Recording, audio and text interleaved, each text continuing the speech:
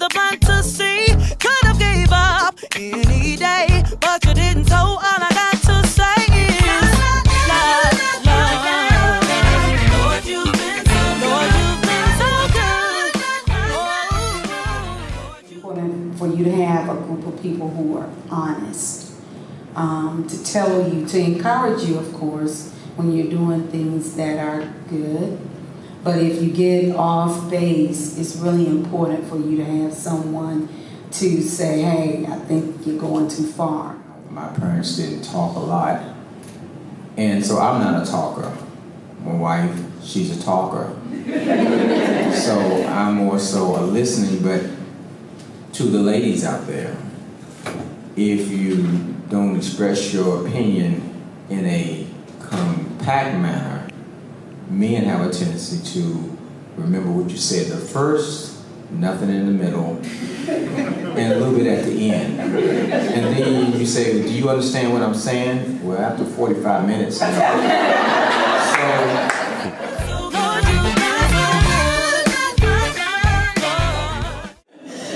something that we practice actually is repeating what we understood the person to say back to them, just so that we can first clarify that we're understanding what's going on. So, I don't know, do you want to elaborate more on that? No, that's a good point. I think that definitely when you repeat what somebody says, it kind of breaks down that wall of me understanding what your point is when we have a disagreement. So I think that's a great point. And I think another piece is, I'll say more for the guys than anything, is to kind of be that first person to talk. Because a lot of times you might have a disagreement and you don't want to say nothing. You don't want to be in the same room. You don't really be around a person for those moments. But somebody has to be the first person to talk, or be the first person to actually communicate. Like say, okay, all right, so how do you feel about what we just talked about? Or, break that barrier, because you're going to have disagreements, but to get back on the same page, somebody has to be the first person to step up. Or else you spend a day without talking to somebody, and we don't do that, so.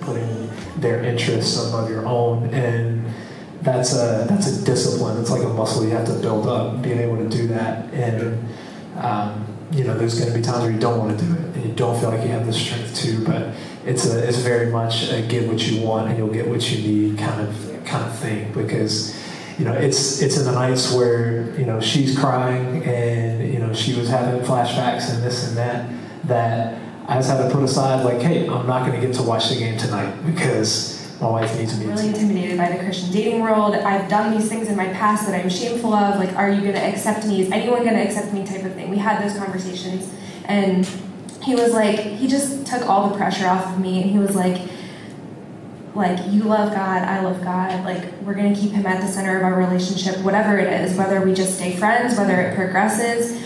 Let's just keep him at the center. And like something he just kept telling me was, let's just keep figuring it out. Like, what works for us. Previously, I was that person. Like, I have this together. I grew up in a Christian home. I went to Christian schools all my life. I know the Bible. I need you to be on my level in that regard. And God doesn't look at any of us that way. Like, we have to give ourselves grace, but we also have to give other people grace. And if your expectation is so high that you're weeding out 98% of the population, then you're putting yourself in the hole that you've created. Being a Christian male, usually the conversation goes to step 10, right?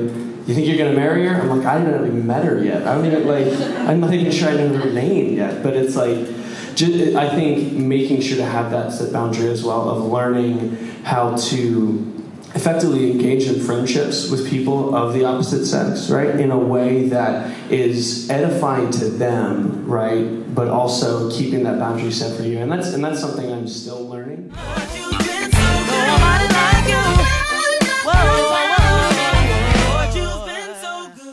I just thought today was really, really awesome. I had went to the panel last year and I got to hear from different people, and to come back this year and just see everybody, and people were at different parts in their relationship. Some people had been married for such a long time, some people were newlyweds and singles, and it just to have people talk about how to build your relationship up from a spiritual perspective, it was just nice to hear, and just to come to an event like this and get spiritual nourishment and meet people who are looking for the same thing as you. I just really appreciated it, and I just got so much out of it today, and it just kind of there's parts when they were talking about love and the things to look for in a relationship that almost made me tear up because you could see the love of some of the people that were on the panel.